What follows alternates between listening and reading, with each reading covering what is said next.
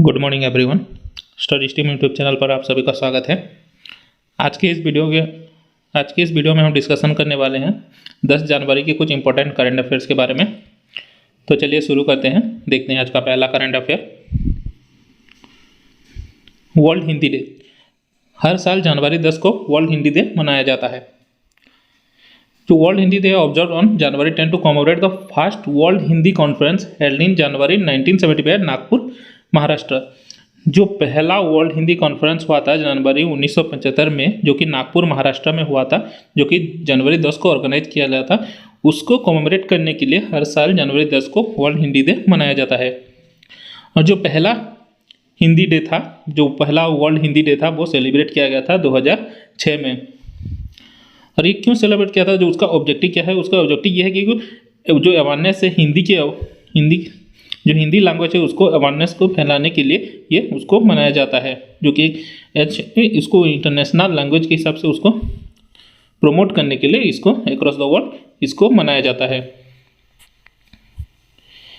इंद्रामणि Pandey takes on BIMSTEC secretary general role. जो इंद्रामणि पांडे है, उन्होंने जो उनका सेक्रेटरी जनरल का जो रोल है उसको टेक ओवर किया है बिम्स्टेक में।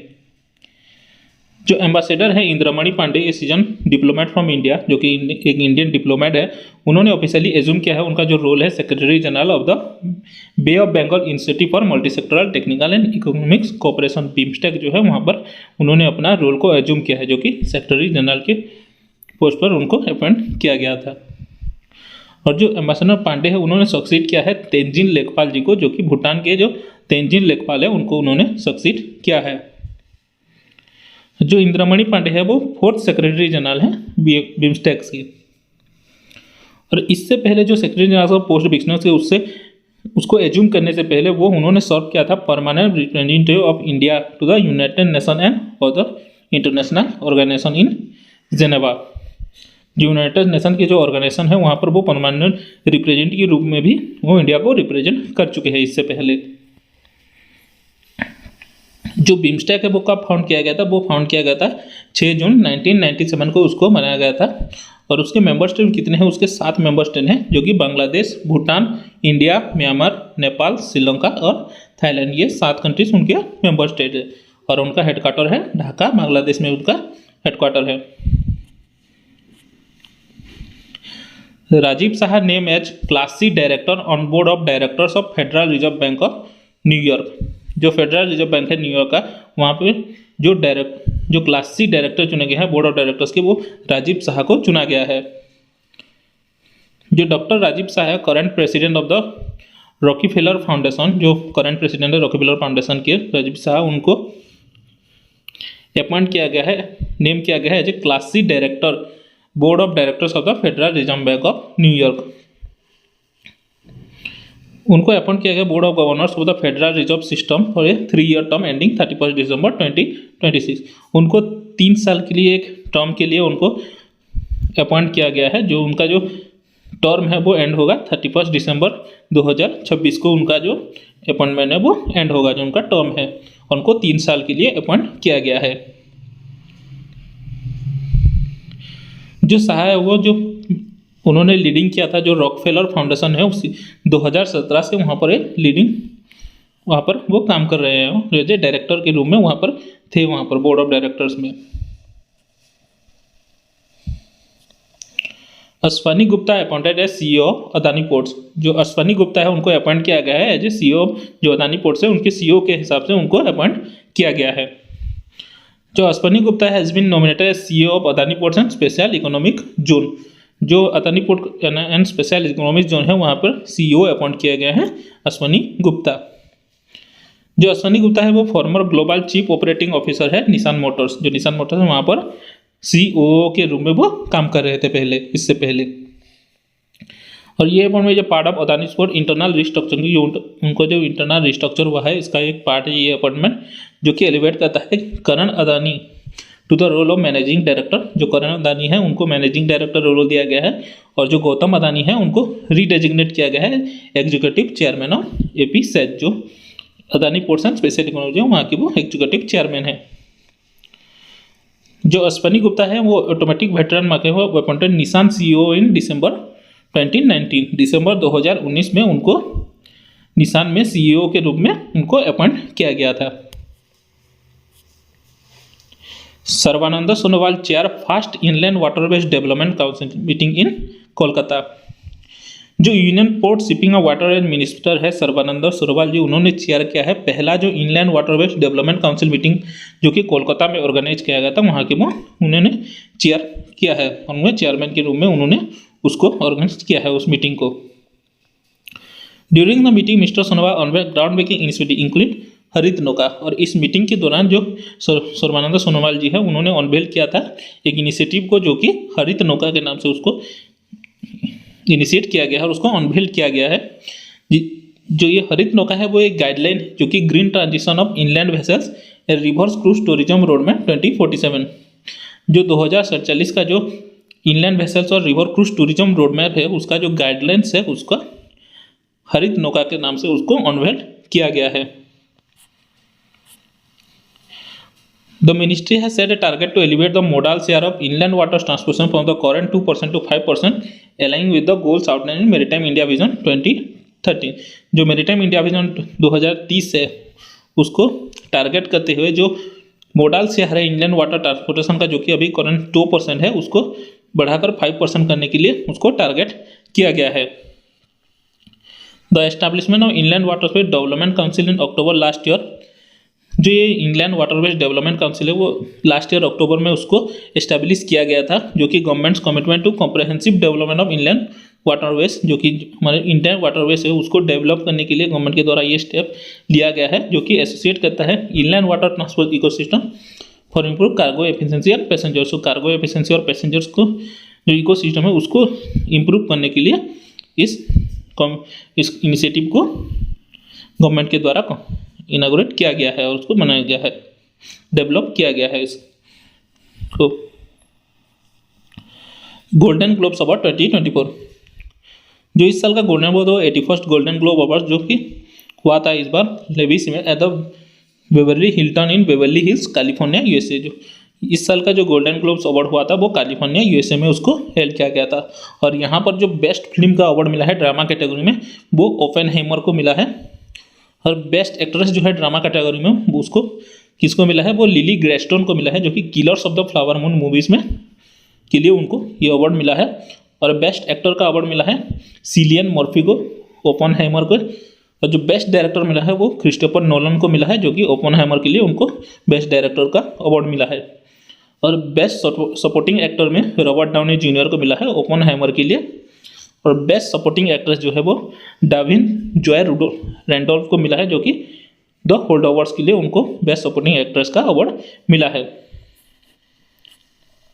और यहाँ पर बाकी सब जो अवार्ड दिए गए हैं सबका दिए गए हैं, आप इसमें देख सकते हैं, जो कि इम्पोर्टेंट है, सब कुछ आप देख लेना इसमें जो कुछ इम्पोर्टेंट रहेगा। Sucheta Satish sets new record for singing in most language during single concert in Dubai. जो सुचेता सती है जो केरला से बिलोंग्स करती हैं, उन्होंने एक नया रिकॉर्ड क्रिएट किया है, जो कि म्यूजिक हिस्ट्री में उन्होंने अपना एक नया रिकॉर्ड सेट किया है, जो कि singing in the most language during the single concert in UAE, जो कि एक सिंगल कॉन्सर्ट में ज़्यादातर लैंग्वेज में सिंगिंग करने के लिए उनको ये रिकॉर्ड उन्होंने ये इसको एस्टैब्लिश किया गया है, जो कि यूएई में एक जो कॉन्सर्ट किया गया था वहाँ पर उन्होंने इसको परफॉर्म किया है। और जो Guinness book of world records हैं उन्होंने ऑफिशियली अटेस्टेड कर दिया है इस फीट को, जो कि अर्लियर इसी वीक में हुआ था, ये जो उनका जो कॉन्सर्ट था। और जो सुचेता जी का जो ग्राउंड ब्रेकिंग परफॉर्मेंस था वो एक पार्ट था concert for climate, a unique initiative aim to raising awareness about the critical issues of climate. जो क्लाइमेट चेंज के लिए जो ये कॉन्सर्ट को ऑर्गेनाइज किया गया था और उसके अवेयरनेस के लिए, और जो क्रिटिकल इश्यूज वगैरह है क्लाइमेट चेंज के और उसको अवेयरनेस को फैलाने के लिए ये कॉन्सर्ट को ऑर्गेनाइज किया गया था। और जो सुचेता उन्होंने टोटल 140 लैंग्वेज में सिंगिंग किया था, सॉन्ग्स को उन्होंने 140 लैंग्वेज में रिप्रेजेंट किया था। जो ये कॉन्सर्ट हो रहा था वहाँ पर उन्होंने टोटल 140 लैंग्वेज में इस कॉन्सर्ट में उन्होंने सिंगिंग किया था वहाँ पर। US launches Peregrine-1 lander to moon in its historic lunar mission. The Peregrine-1 lunar lander operated private firm's Astrobotic successfully launched from Cape Canaveral, making the first American lunar mission in 51 years. जो private farm है Astrobotic, उन्होंने Peregrine-1 lunar को successfully launch किया है। कहाँ से? Cap Canaveral से उनको लॉन्च किया है। और ये अमेरिका जो लूनार मिशन है वो 51 साल बाद इसमें जो ये 51 साल के बाद ये पहला लूनार मिशन है अमेरिकन के द्वारा। और ये जो Peregrine-1 लूनर है लैंडर है वो schedule to land on February 23 और February 23 में ये लैंड करेगा मून में। और ये जो मिशन है contractor under NASA commercial lunar payload service, इसी के अंडर उसको इस मिशन को कंडक्ट किया गया है। और ये मिशन में जो है ये स्टडी करेगा मून्स का सरफेस को, जो एनवायरनमेंट है मून का, और जो अपकमिंग ह्यूमन मिशन है उसके लिए ये मून का जो सरफेस है और उसका जो एनवायरनमेंट है उसको स्टडी करेगा। The Peregrine lander carries 5 NASA payloads and 50 other components designed to measure radiation, surface and subsurface water ice, magnetic fields and the exposed exosphere। और जो Peregrine lander है वो कैरिज करता है 5 नासा जो 5 नासा पेलोड्स और 15 other components जो कि डिजाइन किए गए हैं, जो मून का जो रेडिएशन है उसका सरफेस है और जो सरफेस है वाटर आइस मैग्नेटिक फील्ड्स और उसका जो एक्सोस्फीयर है उसको मेजर करने के लिए वो 15 कंपोनेंट जो कि डिजाइन किए गए हैं उसको वो कैरी करता है ये lander. Gangasagar Mela to begin in West Bengal. जो गंगासागर मेला है world second largest Hindu fair है, जो कि आफ्टर कुंभ मेला के बाद ये वर्ल्ड का सेकंड लार्जेस्ट हिंदू फेयर है। It happens every year during Makar Sankranti, और ये मकर संक्रांति के दौरान इसको हर साल मनाया जाता है। और ये जो मेला है वो सागर आइलैंड में इसको किया जाता है, उसको ऑर्गेनाइज किया जाता है। जो सागर आइलैंड है वेस्टर्न मोस्ट आइलैंड है जो कि गंगा ब्रह्मपुत्र डेल्टा में है और वेस्ट बंगाल में उसको साउथ 24 परगना डिस्ट्रिक्ट जो है वहाँ पर वो है, वेस्ट बंगाल के साउथ 24 परगना डिस्ट्रिक्ट में वो है जो सागर आइलैंड है। और it is lied at the mouth of Hooghly river, और हुगली रिवर के माउथ में है, हुगली रिवर के किनारे ये है। और which separates from mainland to the east, और ये सेपरेट करता है जो मेनलैंड है ईस्ट में उसको सेपरेट करता है ये island. It has been mentioned in India epics such as Ramayana and Mahabharata, putting its existence early as 400 BC। और ये जो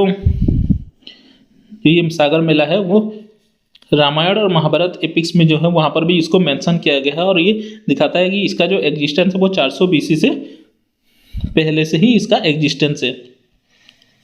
the pilgrims after taking deep in Ganga also visit the temple Kapil मुनि, और इस मेला के दौरान जो पिलग्रिम्स होते हैं, जो श्रद्धालु होते हैं, वो गंगा में डुबकी लगाते हैं और वो जो कपिल मुनि टेम्पल है वहाँ पर वो विजिट करते हैं। कुछ इंपॉर्टेंट फेयर्स वगैरह देख लेते हैं जो इंडिया में ऑर्गेनाइज किए जाते हैं। अम्बुबाची मेला जो कि कामाख्या टेम्पल में मनाया जाता है, असम के कामाख्या टेम्पल में उसको मनाया जाता है। मेदरम जातरा, जो मेदरम है वो वारंगल में मनाया जाता है, तेलंगाना के वारंगल डिस्ट्रिक्ट जो है मेदरम में जो उसको मनाया जाता है। सूरजकुंड हैंडीक्राफ्ट्स मेला, ये हरियाणा के फरीदाबाद में सूरजकुंड में इसको मनाया जाता है, जो सूरजकुंड हैंडीक्राफ्ट्स मेला है।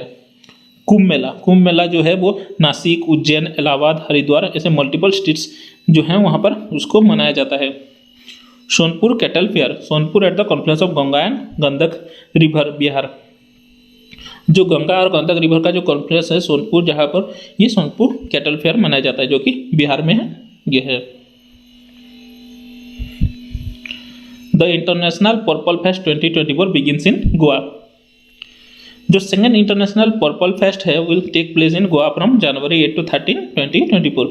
जो सेकेंड इंटरनेशनल पर्पल फेस्ट है उसको वहाँ गोवा में होगा, जो कि जनवरी 8 से 13 के बीच उसको ऑर्गेनाइज किया जाएगा। और ये जो फेस्टिवल है सेलिब्रेट करता है डाइवर्सिटी और इंक्लूसिविटी को सेलिब्रेट करता है। और ये जो फेस्ट है aims to showcase the talents of person with disability through performance in music, dance, entertainment during the opening ceremony. और जो फेस्ट है वो शोकेस करेगा टैलेंट्स जो पर्सन विद जो डिजेबिलिटीज़ हैं उनका जो टैलेंट्स वगैरह है म्यूजिक में, डांस में और एंटरटेनमेंट में, उनको वहाँ पर शोकेस किया जाएगा और दिखाया जाएगा। जो ओपनिंग सेरेमनी होगा इस पर्पल फेस्ट का, उसमें वो दिखाएंगे अपना जो टैलेंट्स है उसको दिखाएंगे। और जो ओपनिंग सेरेमनी है पर्पल फेस्ट का, वो पर्पल एंथम जो पर्पल एंथम किया गया है, टाइटल किया गया है, जिसका नाम धुमाल रखा गया है। The 10th edition of vibrant Gujarat global summit will commence in Gandhinagar. जो 10th edition of vibrant Gujarat global summit है उसको कमेंस किया गया है गांधीनगर में, जो कि 10 से 12 जनवरी में ऑर्गेनाइज किया जाएगा और जो कि गांधीनगर गुजरात में इसको किया जाएगा। और ये जो वाइब्रेंट गुजरात ग्लोबल समिट है वो 4 साल के गैप के बाद हो रहा है, जो कि 2021 में उसको कैंसिल कर दिया गया था, जो कि कोविड-19 पैंडेमिक जो था उसके लिए उसको कैंसिल कर दिया गया था। और इस साल का जो थीम है वो गेटवे टू द फ्यूचर इस साल का थीम है। जो वाइब्रेंट गुजरात ग्लोबल समिट है इस साल का, उसका थीम जो है वो गेटवे टू द फ्यूचर है। और इस समिट के दौरान ये रोड मैप को अचीव किया जाएगा, जो कि vision of development India by 2047 will be launch. और इस समिट के दौरान एक रोड मैप को वहाँ पर लॉन्च किया जाएगा और डेवलप किया जाएगा, जो कि डेवलप इंडिया बाय 2047 जो है उसको लॉन्च किया जाएगा। जो मिशन है, जो विजन है इंडिया का, जो इंडिया को डेवलप करने के लिए 2047 तक, इसके लिए उसका जो विजन है उसको वहाँ पर जो रोड मैप वगैरह रहेगा उसको लॉन्च किया जाएगा इस समिट के दौरान। और इस समिट में there are 34 partner countries and 60 partner organization for this year summit. और इस ईयर का जो समिट है वहाँ पर 34 पार्टनर कंट्रीज हैं और 16 पार्टनर ऑर्गेनाइजेशन इस समिट में शामिल होंगे। और ये जो समिट है will host various events including seminar and conference on global relevant topics. जो ग्लोबली रिलेवेंट टॉपिक्स है वहाँ पर उसको डिस्कस किया जाएगा इस इवेंट के दौरान।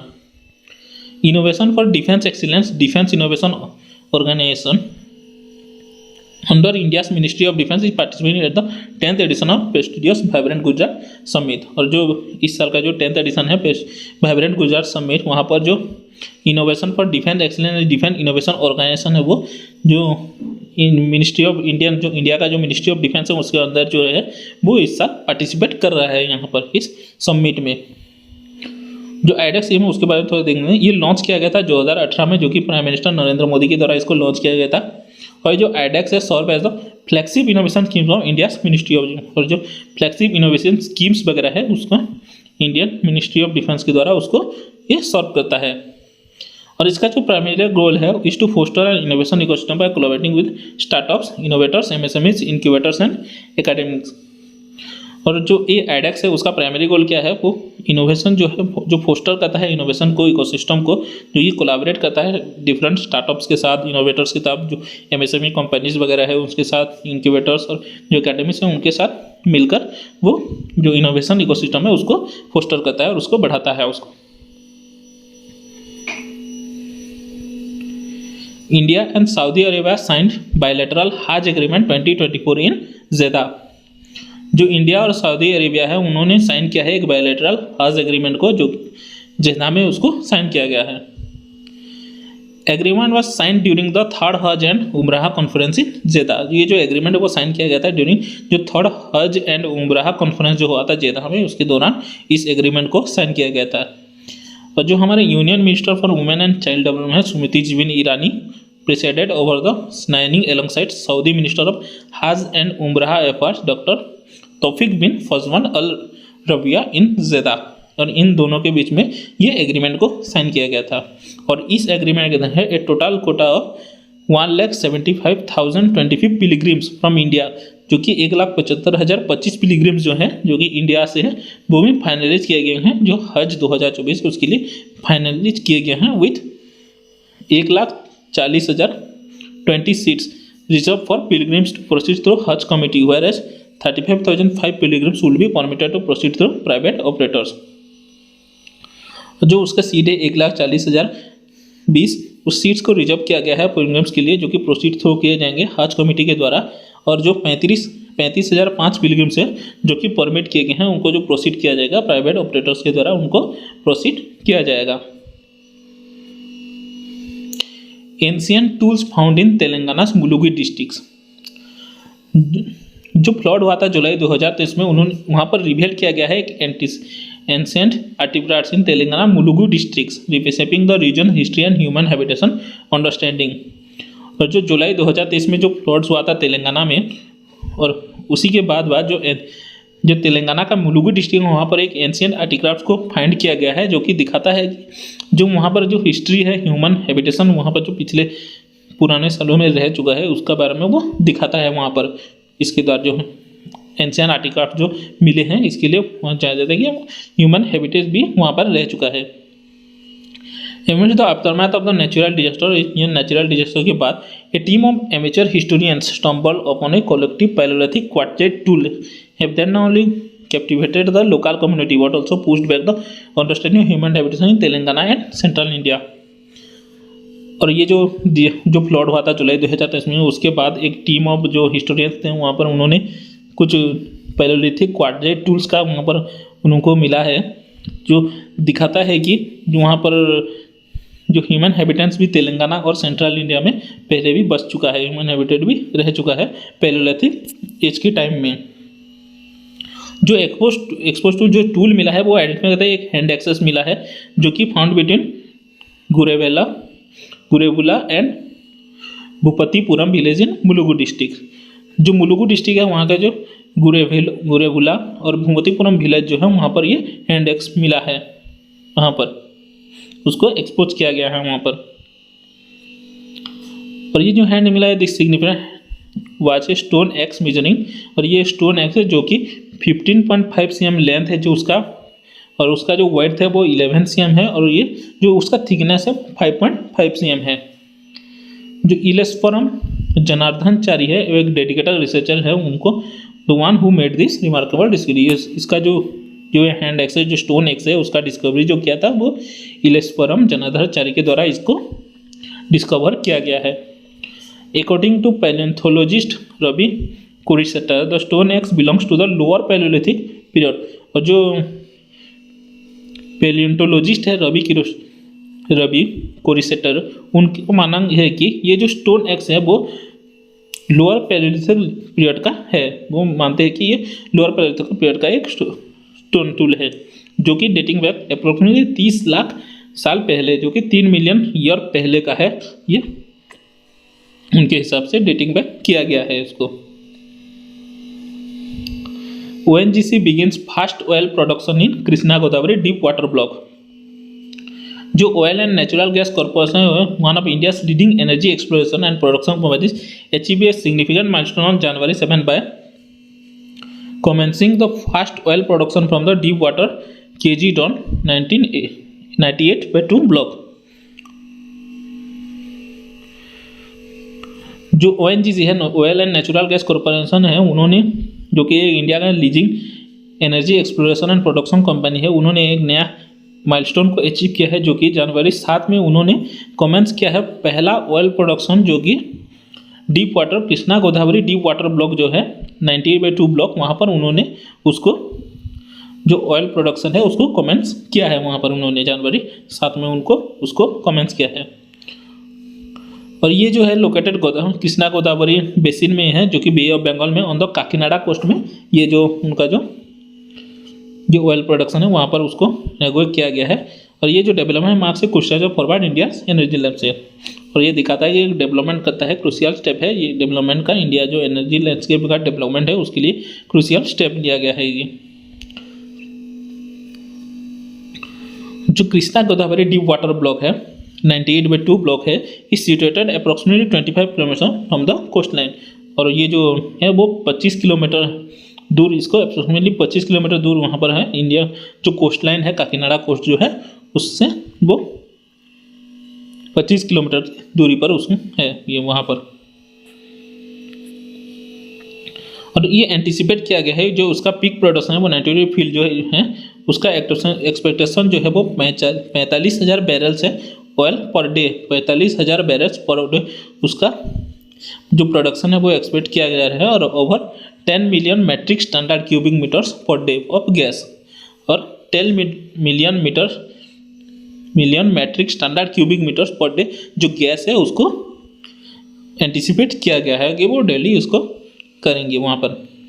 जो रत्नेश कुमार है executive director and assistant manager हैं ओएनजीसी काकीनाडा के, उन्होंने कहा है the 98/2 block is likely to help increase ONGC total oil production. जो ओएनजीसी का टोटल प्रोडक्शन है वो 11% तक इसको इंक्रीज करेगा और जो नेचुरल गैस प्रोडक्शन है वो 15% तक इंक्रीज करेगा इस की मदद से। जो 98/2 ब्लॉक जो है इसकी मदद से वो ओएनजीसी का जो टोटल ऑयल प्रोडक्शन है वो 11% और जो नेचुरल गैस है वो 15% तक उसको इंक्रीज करेगा वो।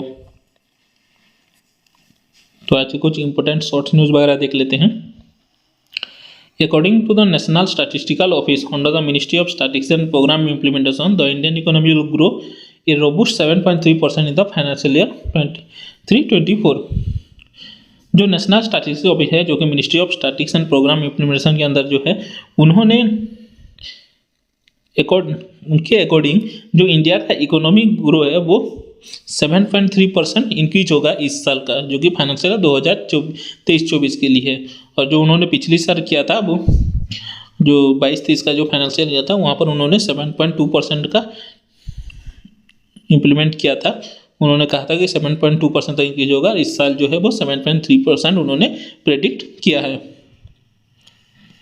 जो एक्सटर्नल अफेयर्स मिनिस्टर हैं एस जयशंकर, उन्होंने ऑनवेल किया है उनका एक लेटेस्ट बुक जो कि व्हाई भारत मैटर्स के नाम से एक बुक को उन्होंने ऑनवेल किया है और उसको लॉन्च किया है।